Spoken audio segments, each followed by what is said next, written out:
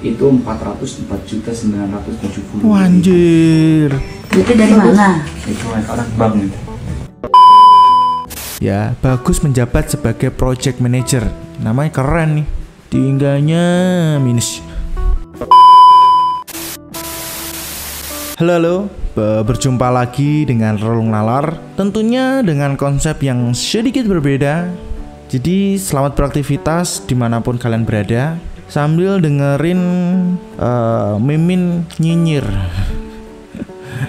tentang kasus yang sedang viral. Beberapa waktu lalu ada kejadian yang cukup bikin Mimin mikir, ini gila banget, bisa dibilang parah. Emang parahnya sejauh mana? Nah ini nih. Waktu lalu ada kejadian di Bandung ya. Sepertinya udah tahu lah, karena kejadian ini memang sangat-sangat viral sih. Yaitu ada Green Line Festival yang harusnya diadakan di Bandung, tetapi festival tersebut batal gara-gara duit investor 1,5 miliar dipakai foya-foya sama oknum dari panitia tersebut. Jadi orang ini adalah yang bertanggung jawab dengan gagalnya konser ini. Saya dibilang nih orang terlalu wadaw gitu ya. Terlalu wadaw gara-gara penggelapan dana sebesar 1,5 miliar. Harusnya festival ini diadakan pada Minggu 5 November lalu, tapi gagal diadakan karena duitnya dipakai buat keperluan dia. Sebenarnya nggak penting-penting amat, bener-bener cuma egonya dia aja sih. Nah, oknum ini namanya adalah Bagus Rama Setiaji, ya kan? Dia di dalam panitia tersebut mengurus dana investor yang justru dipakai untuk kepentingan sendiri. Ya, Bagus menjabat sebagai project manager. Namanya keren nih. Tinggalnya minus. Dia ngaku bahwa dirinya mendapat uang investor sebesar 1,5 miliar pada bulan Maret lalu. Maret 2023 dia dapat duit tuh, ya kan? Beberapa video yang beredar di sosial media, dia mengungkapkan kalau duitnya dipakai buat foya-foya, buat seneng-seneng. Duitnya juga dipakai untuk bayar seluruh utang pribadinya. Dan ada rumor yang beredar juga, si Bagus ini diduga ngegunain uangnya salah satunya buat main golf. Kayak elit nih. Elit. Sebenarnya untuk festival atau konser yang batal di Indonesia itu bukan sesuatu yang asing gitu. Karena memang banyak penyebabnya. Bisa dari promotor, panitia, atau IO yang tidak profesional atau amatir baru nyoba tapi ya kurang manajemen yang baik, itu ya jadi penyebab bisa gagal konser gitu. Meski ada beberapa hal lain seperti kendala perizinan, itu juga menjadi salah satu penentu konser ini berjalan atau enggak. Tapi dalam kasus ini duit murni dipakai buat foya-foya. 1,5 miliar yang harusnya bisa digunakan, diputer tuh biar dapat untung tuh, malah buat keuntungan pribadi. Atas kejadian ini banyak pihak yang dirugikan. Dan pasti ulah Bagus ini merugikan setidaknya seperti musisi, vendor, dan penonton yang pasti ya. Udah beli tiket, nungguin waktu hari H, malah ternyata nggak jadi konser, di ghosting.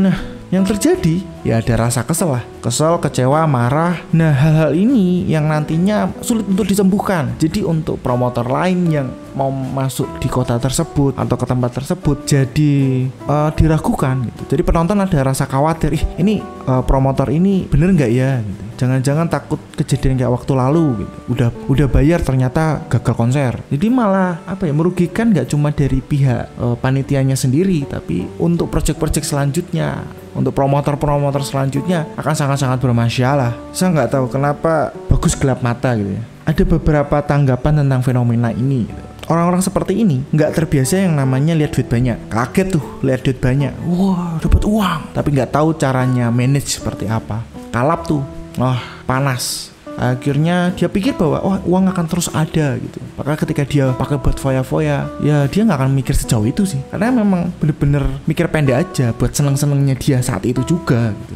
Jadi mikir pendek, terbawa suasana, nggak biasa megang uang banyak. Meskipun ada video yang beredar, orang ini, aku yang mikirnya nih, orang bakal masuk penjara lah. Ternyata tidak, jadi bisa dibilang dari pihak kepolisian bahwa Bagus tidak ditahan karena kasus ini akan diselesaikan secara kekeluargaan. Hal ini dikonfirmasi saat Kapolsek Batu Nunggal, Ibnu Soni mengatakan bahwa masalah tersebut bakal diselesaikan secara kekeluargaan. Jadi kalau ada info-info di luar sana bahwa orang ini akan masuk bui, jangan percaya. karena yang terjadi adalah diselesaikan dan dibereskan secara kekeluargaan. Apa yang terjadi sama Bagus ini mengingatkan Mimin dengan namanya Imelda Marcos. Kalau kalian yang nggak tahu yang namanya Imelda Marcos, ini adalah istri dari diktator Filipina namanya Ferdinand Marcos. Nah, Ferdinand Marcos punya istri namanya Imelda Marcos. Orang ini cukup wadaw juga. Wadawnya itu nggak main-main. Dia termasuk orang yang suka berbelanja dengan menghabiskan 7 juta dolar selama 90 hari. Jadi selama 3 bulan udah habis 7 juta dolar. Bahkan dia pernah membeli spray ini ya, spray seharga 10.340 dolar untuk sebuah spray. Nggak tahu, mungkin Bagus terinspirasi sama Imelda Marcos, kurang paham juga. Tapi apa ya? Kok ya cara berpikirnya tuh kok pendek banget gitu. Nggak berpikir panjang bahwa ini tuh akan sangat menjadi masalah nanti untuk kedepannya. Bagus nggak paham tuh tentang konsep berakit-rakit ke hulu, bersenang-senang kemudian. Nggak paham tuh konsep itu. Yang dia paham adalah bersenang-senang kemudian, berakit-rakit kemudian. Parah sih. Apa yang terjadi benar-benar ngerepoti. Kejadian seperti korupsi atau menilep ini juga tidak hanya terjadi di Bandung di konser ini. Jadi ada berita lain juga. Mungkin kalian pernah dengar kasus yang ada di Gelato, di mana salah satu kasir itu selama 3 bulan mengutil uang, ya kan, tiap harinya tuh 500 ribu hasil penjualan gelato di Lipo Mall Puri, Kembangan, Jakarta Barat, yang akhirnya numpuk sampai dia dapat 45 juta selama 3 bulan. Jadi dia tukar tuh, harusnya QRIS-nya itu untuk perusahaan, ya QRIS-nya tuh paling enggak tuh QRIS punyanya Gelato di situ. Jadi kalau orang bayar ya masuk ke rekeningnya Gelato gitu. Tapi ini enggak. Jadi QRIS-nya itu yang disodorkan kepada customernya adalah QRIS pribadinya dia. Nah, hal ini tuh bisa dibilang bikin netizen tuh konyol. Karena tampang tak bersalah Aulia yang seakan-akan udah nyuri puluhan juta uang perusahaan, tapi ya kayak lempeng aja gitu. Lempeng, dia mengungkapkannya, mengakui perbuatannya dengan lugas tanpa sedikit pun terbesit rasa bersalah. Nah, penilaian ini tuh kayak, ini orang kenapa gitu ya. Padahal udah nyuri 45 juta. Tapi ya santai. Dan Aulia Salma ini dalam mencari pekerjaannya dibantu ayahnya gitu. Jadi ayahnya tuh keliling-keliling ke mall gitu kan, nyari lowongan pekerjaan buat anaknya gitu. Setelah dapat pekerjaan, lah anaknya malah nyuri. Itu nggak kebayang sih sakit hatinya orang tua. Sudah diperjuangkan gitu, tapi ternyata tidak pernah merasa diperjuangkan dengan mengkhianati hasil, yaitu dengan nyuri 500 ribu per hari gitu. Dan nominalnya ini tidak konstan, dan nominalnya itu bisa berubah-berubah, tapi kisarannya sekitaran itulah 500 ribu per hari. Kenapa cara ini bisa berhasil, Aulia ini bisa berhasil? Ternyata Aulia ini ngambilin cash yang masuk, customernya tetap dapat stroke, tapi dikasih stroke yang dia reprint atau dicetak ulang dari transaksi sebelumnya. Maka laporan keuangannya balance sesuai gitu. Dari keterangan yang dipelajari nih ya, yang Mimin tahu, Aulia setiap hari itu menyiapkan 2 QR code untuk customer, yakni milik pribadinya sama QR store. Sehingga apabila ada customer yang curiga dengan gelagat Aulia, dia bakal segera menukar QR code tersebut dengan QR store QRIS dari Legato. Jadi kalau ada customer yang curiga dengan gelagat Aulia, nah, dia langsung buru-buru tuh ganti QRIS-nya dengan dari store Legato Gelato. Padahal bisa dibilang di meja tersebut ada CCTV kasir gitu. Tapi apa ya, emang tipikalnya orangnya berani gitu ya. Cuma beraninya karena negatif. Akhirnya berdampak yang merugikan perusahaan. Nah, atas kejadian ini si Aulia akhirnya dipecat dengan tidak hormat. Ya udah pastilah tidak hormat. Dia kerja di situ ya dengan tidak menghormati orang tuanya yang sudah susah payah nyari pekerjaan buat dia gitu. Ya wajar sih kalau hal tersebut dilakukan. Dipecat dengan tidak hormat. Dari pihak perusahaan juga meminta kepada Aulia atas perbuatannya itu untuk ganti rugi. Jadi uang yang dia dapat diminta sama perusahaan. Ini kalau caranya kayak gini, apa ya? Apa dia nggak mikir panjang ya? Kalau nanti itu ketika dia nyoba ngelamar pekerjaan lain, ada potensi untuk di blacklist di perusahaan lain gitu. Wah, ini calon pelamar yang penuh kasus nih. Wah, nanti uang perusahaan bisa ditilep sama dia. Akhirnya nggak diterima tuh. Apa ya? Sumbu pendek aja sih. Waktu itu kepikirannya apa ya? Kok senekat itu, tidak berpikir panjang. Dia tuh kayak mempersulit dirinya sendiri. Sepandai-pandainya tupai melompat, pasti akan bobok juga. Dan kasus ini akhirnya menyeret keluarganya juga, bapaknya juga yang nyariin kerjaan sama dia. Dimana berita yang beredar, keluarganya juga bertanggung jawab ingin membayar utangnya. Tapi apabila keluarganya tidak membayar, nah dari pihak perusahaan akan membawa kasus ini ke pihak berwajib. Jadi masih diselesaikan dulu secara kekeluargaan. Tapi kalau ini tidak beres, maka akan berdampak bui. Itu kan nakutin banget ya. Yang jelas kasihan bapaknya sih, kasihan orang tuanya juga sih. Harusnya kerja itu dapat duit, tapi ini kerja malah keluar duit. Miris dan menyedihkan. Oke, kita lanjut untuk kasus yang selanjutnya. Kasus selanjutnya ini sempat viral beberapa waktu lalu. Viral bahwa ada karyawan korupsi uang toko senilai 1,3 miliar selama 2 tahun. Dia nyuri uang toko, gaya hedonnya dia sampai bisa beli mobil cash. Pakai apa? Duit tilep, duit korupsi yang dia dapat dari toko yang dia kerja. Seorang karyawan diduga melakukan penggelapan dana atau korupsi uang toko hingga 1,3 miliar. Owner toko pun tidak menyangka kalau karyawan kepercayaannya yang telah melakukan korupsi hingga 1,3 miliar ini dilakukan selama 2 tahun. Ini orang sering hedon, sering nunjukin kalau dia sering main-main, terlalu wadaw nih orang ya. Karyawan ini bernama Fuja, seorang karyawan toko di mana ia bekerja sebagai admin offline di My Beauty Store. Nah, dalam beberapa video yang beredar tuh terlihat bahwa si Fuja itu memasukkan uang hasil penjualan toko ke dalam kantongnya. Harusnya uang tersebut disetor tunai ke akun si toko gitu ya. Tapi yang terjadi adalah uang tersebut disetor tunai ke akun rekeningnya dan tercatat hampir setiap hari Fuja melakukan transaksi setor tersebut. Aksinya ini yang ngebuat dia akhirnya bisa beli mobil Brio secara tunai. Anjir, cuma pengen beli Brio. Ngapain? Selama ini Fuja ternyata menyembunyikan story-nya dari sang owner. Jadi kehidupan hedonnya yang dipamerkan di sosial media itu dia nggak pernah tunjukkan kepada si owner. Ya jelas lah, kalau dia tunjukin bakal ada kecurigaan. Fuja ini bisa dibilang orang terdekatnya dari si owner gitu. Jadi tidak mungkin kalau Fuja itu menusuk si ownernya dari belakang. Tapi siapa sangka bahwa yang dipercaya ini ternyata main serong gitu. Beberapa warganet yang pernah berkunjung di toko tersebut mengungkapkan kalau mereka menaruh curiga juga dengan si Fuja. Kenapa? Karena setiap mereka belanja nggak pernah pakai stroke gitu. Jadi nggak ada bukti pembayaran di situ. Dan juga pernah ketika beberapa orang yang beli di store tersebut malah disuruh transfer ke rekeningnya dia. Jadi bukan transfer ke rekening perusahaan gitu, ke rekening toko gitu. Beberapa customer menaruh curiga gitu, apa yang dilakukan sama si Fuja.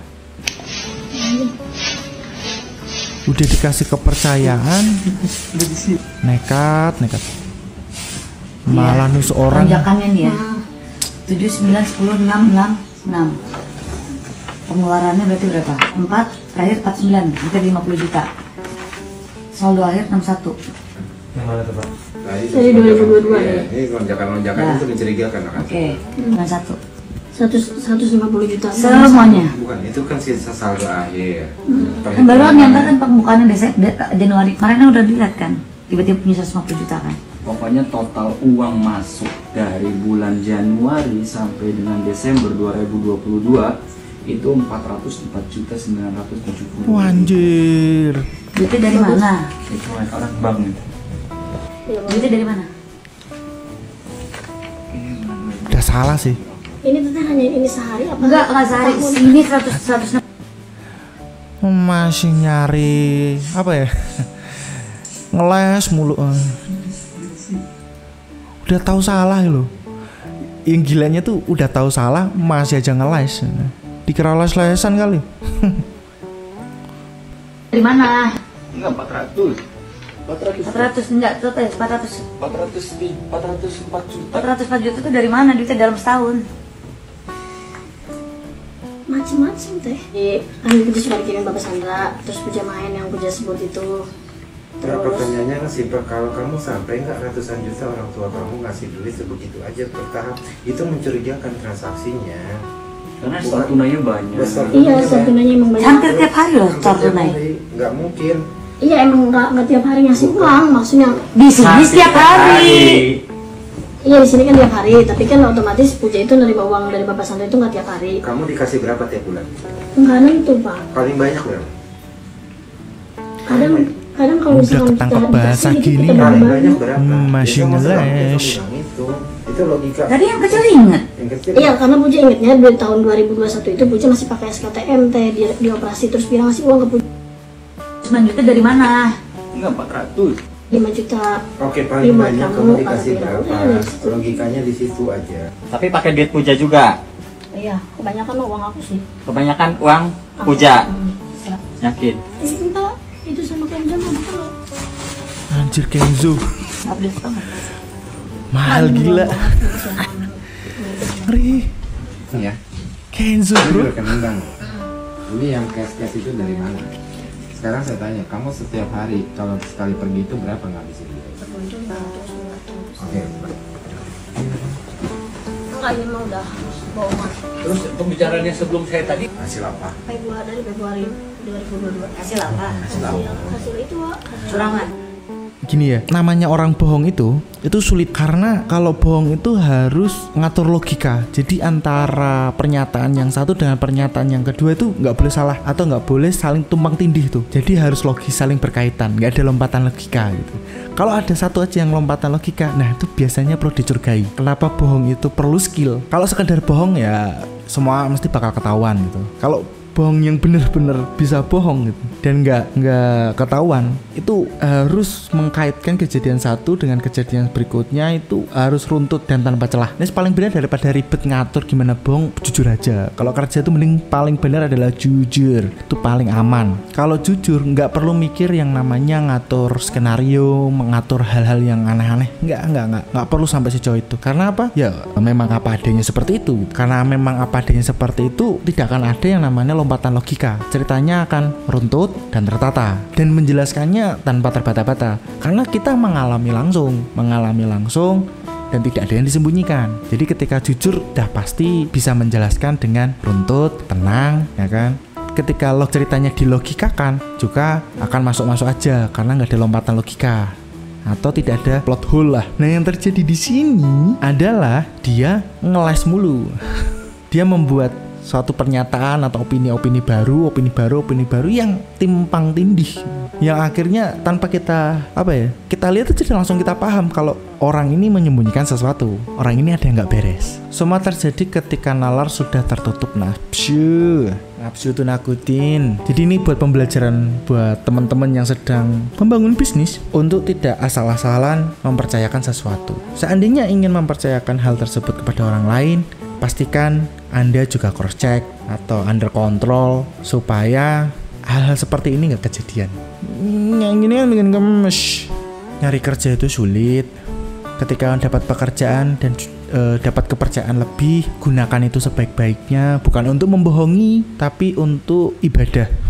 Dari kejadian ini harusnya kita paham bahwa foya-foya tidak akan pernah baik. Korupsi bisa terjadi kepada siapapun, kepada diri kita gitu. Kita jangan pernah merasa bahwa diri kita itu akan terbebas dari namanya korupsi. Kita akan selalu diperhadapkan dengan hal itu. Tapi yang ingin Rolong Nalar bilang atas kejadian ini, tetaplah berpegang teguh dengan kebaikan. Segala sesuatu yang tujuannya untuk kepentingan pribadi lalu mengorbankan orang lain gitu, tidak akan pernah ada yang namanya damai di dalam hidup. Dah pasti itu.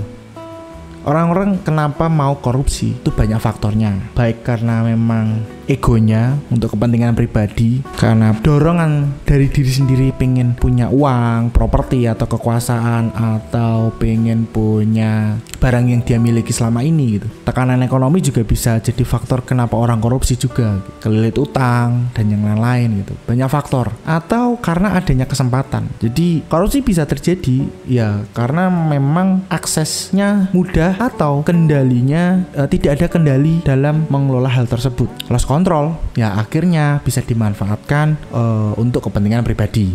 Meskipun ada beberapa faktor seperti ketidakpuasan terhadap gaji atau kompensasi, belum lagi tekanan sosial atau politik karena malu mungkin kalau pakai itu aja, atau mungkin udah umur segini tapi tidak punya apa-apa, belum punya rumah, kendaraan, budget. Kerja kalau emang dari awal nggak jujur, yang diperhadapkan adalah masalah.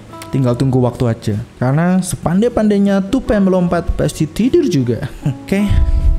Sekian pembahasan Relung Nalar kali ini. Semoga apa yang terjadi, kasus-kasus yang terjadi dalam pembahasan ini menjadi pembelajaran bersama saja untuk mengingatkan bahwa kita masih manusia yang mungkin bisa melakukan hal tersebut. Jadi pastikan kebaikan yang menguasai diri kita supaya kehidupan kita ke depan jauh lebih baik. Oke, terima kasih sudah dengerin celotehan dan nyinyiran dari Relung Nalar. Apa yang terjadi di kasus-kasus pembahasan ini untuk kedepannya menjadi pembelajaran bersama untuk kita selalu memilih jalan yang terbaik, jalan yang becik. Karena ketika kita memilih sesuatu yang salah, sesuatu yang jahat, sudah pasti tidak ada kedamaian di sana. Ingat pepatah dari Cina, saya lupa siapa yang bilang, tapi pepatahnya seperti ini: kalau kita menanam padi, ilalang ikut tumbuh. Tapi kalau kita menanam ilalang, padi tidak akan tumbuh. Saat kita menanamkan hal baik, hal-hal buruk itu akan mengikuti, tapi tidak akan banyak. Tapi kalau yang kita tanam adalah keburukan, jangan harap ada kebaikan di dalam itu. Oke, sekian dari Relung Nalar. Terima kasih, sampai berjumpa di pembahasan selanjutnya. See you.